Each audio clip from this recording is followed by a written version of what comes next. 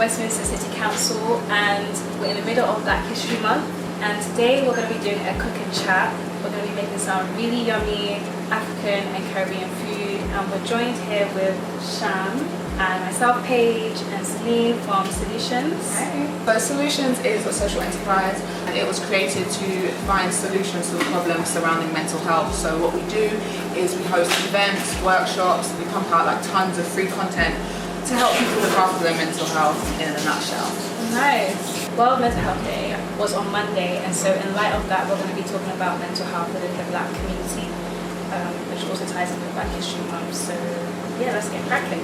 So today we are going to be making some saltfish and cabbage. We're going to boil up some dumplings and some Irish potato, and then Paige is going to be making some suya and fried plantain, keeping it short and sweet, but listen, you don't need any more than that.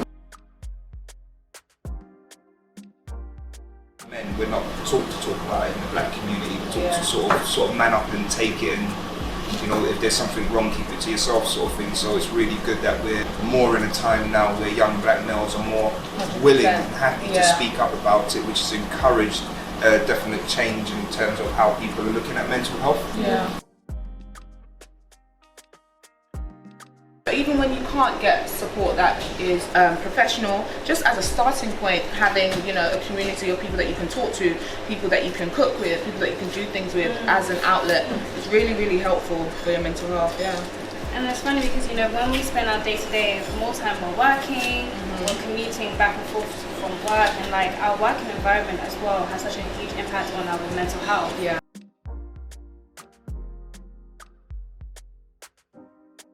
Become a bit more open in terms of speaking about our feelings, but remember, we still come from a community where we're expected to be strong, where we're expected to take on a lot, and we're living in a world where, as a man in general, you just don't do it. We don't do them stuffs. Number one, I don't tell people my business. You're right. Yeah. And number two, what, I'm gonna pay you to tell you my business? We're not. Honestly, it's so frowned upon. It is. And it's all like, oh, what, like, are you really, like, is it that bad? You know what I mean? You've actually come, you're in London, especially when you're in a Western society, and you're like, you're good. Yeah. But they don't understand that there are actually other pressures. There are actually sometimes more pressures that comes with living in such a fast-paced life.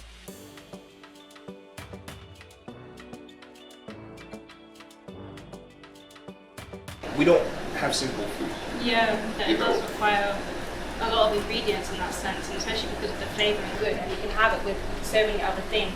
And when people learn about the different dishes, even within the Black community, because it's African, Caribbean, and even within Africa, there are different type of foods. We embrace that together as well as a community, and we learn, all right, let's integrate that kind of dish with our food, and maybe that will require less ingredients. Then it might bring a sense of community back. With this whole cost of living. Maybe we might have to start linking up with our close neighbours, like, oh, okay, Sham, maybe we could have a dinner together kind of thing, and that way we're feeding. Oh, really?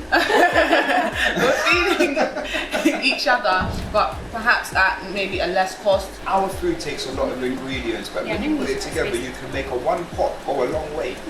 which is something we've had to learn to You do. can make one pot go a long way. If you think, Stretch that for you. a jollof rice, once you've got all the ingredients and you fix that up right and you make a big pot of rice, that can last. It can last It's a long true. time. That can last, a pot of soup, none of this blend up soup, some soup with pieces of food in there. Yeah.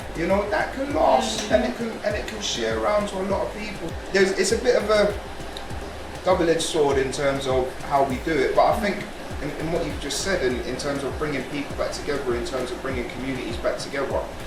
You think of the cost of gas, the cost of electricity. If you're going to one person's house and you're cooking up for 2 and 3 days worth of food, and remember, I don't know, I can speak for like my gran. I used to hate it because it would be, what do you want for dinner, and it was going in the freezer and pulling out something that was frozen from last week. I want something fresh, but we know how to do it. We've just lost our way, and we've not followed a certain generation.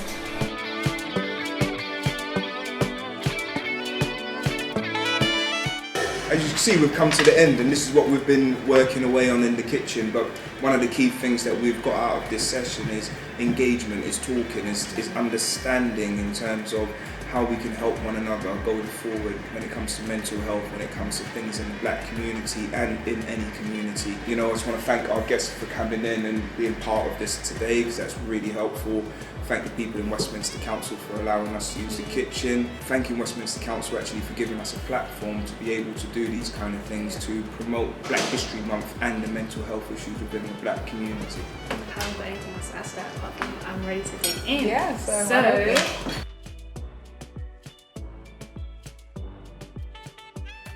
I love making cakes. I make cakes often. It's so therapeutic, and it is even shown to be a form of therapy, and it's something that I love to do in terms of sharing as well. When you can see the satisfaction of someone eating like cake and custard, and it feels good and it smells good and it has that kind of comfort there, so that's my outlet. like I love journaling, so I love like openly expressing my emotions, how I'm feeling, and giving myself that outlet that we spoke about earlier, and making sure that I get things out rather than keep them in. I love myself. and that's the reality. If you don't love yourself, no one can love you. And I, you know, take care of myself. I go to the gym, do a bit of running, a bit of cycling, keep myself active, keep myself fit, Really important. and talk. Thank you guys for making this delicious food. We're gonna tuck in now. Yes. And yeah, I hope you enjoyed our session on talking and just having a conversation about cooking some amazing food. Thank you very much.